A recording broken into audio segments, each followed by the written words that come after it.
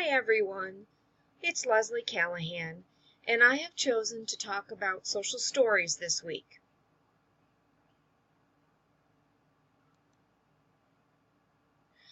According to Carol Gray, social stories are a learning tool that supports the safe and meaningful exchange of information between parents, professionals, and people with autism of all ages. Social stories originated in 1990, although Carol Gray believes that they really developed over a period of time, over several years. On her website, it's very interesting. She has many documents that she has kept over the years. She was been teaching since back in the 70s, so she has a lot of information over many decades of how education has evolved. Social stories is both a program-specific term and a generic term. When looking at Carol's perspective, it has a meaning of intervention strategies. As a generic term, it refers to print or text-supported text-supported picture material that presents information or scripting. So it's used to help teach students who are on the autism spectrum, or even those that aren't, with stories, simple stories, that teach the kids how to behave in a social situation, or perhaps how to learn a new method of doing something. Many different aspects can be used for this. Here is an example of a simple social story that are things that students need to remember, such as keeping their hands down, using their words with a quiet voice, and working hard. I chose to show you this one because there are times when it is appropriate that you may want to use characters that are important to the student to help keep them interested, to keep them understanding and focused.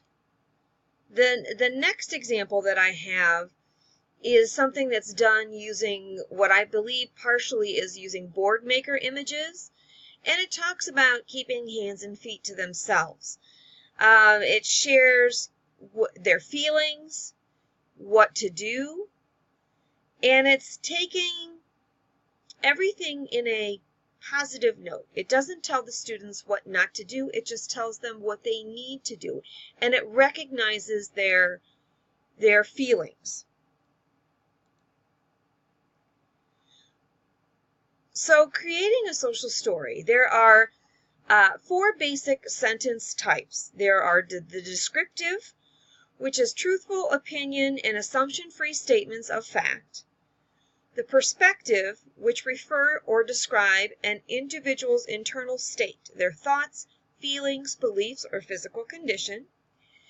Directive sentences describe desired responses to social situations. And affirmative sentences express a commonly shared value or opinion with a given culture. Carol Gray places a central focus on writing the stories with a positive tone. They are not meant to be judgmental in any way. Some added tidbits are that social stories recognize feelings and tell the child what to do.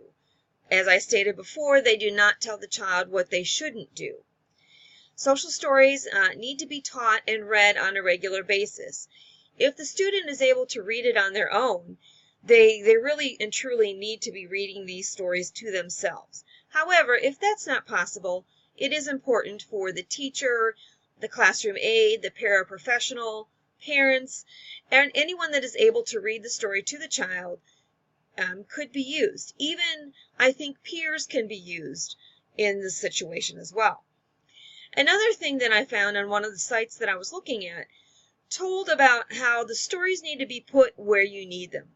If you need to hang them on the wall, put them on the wall. By the door where you're exiting, if you're working with students in the restroom, put it in the restroom. These stories need to be accessible and ready to use right when they're needed. The stories also need to be suited to the child's communication skills. We're not going to be talking on a high school level to students who are communicating on a second grade level. There will be so much lost on that student if you're not using the proper communication skill level. The student also takes on the perspective of the narrator in the social story when they are reading the story. A recent analysis found that social stories were most effective when used to reduce challenging behavior. The recent analysis also gleaned that it may be possible that the effects of social stories are cumulative over time, meaning that you can't just read a social story once or twice, do it for a couple days, and expect it to work. You have to be willing to read these stories over and over and over. It also may be beneficial when starting with the story to read it just prior to the situation that you are working on. And then over time, the social story could be moved to a more convenient time of day. Because I know that social stories sometimes happen and need to be read when there's so much chaos going on that it's hard in the classroom to take time to do it. But in the beginning, it's very important that they are read at the proper time. And again, as I said, over time, they can be weaned down to more convenient times of the day. That's where the cumulative portion comes into play.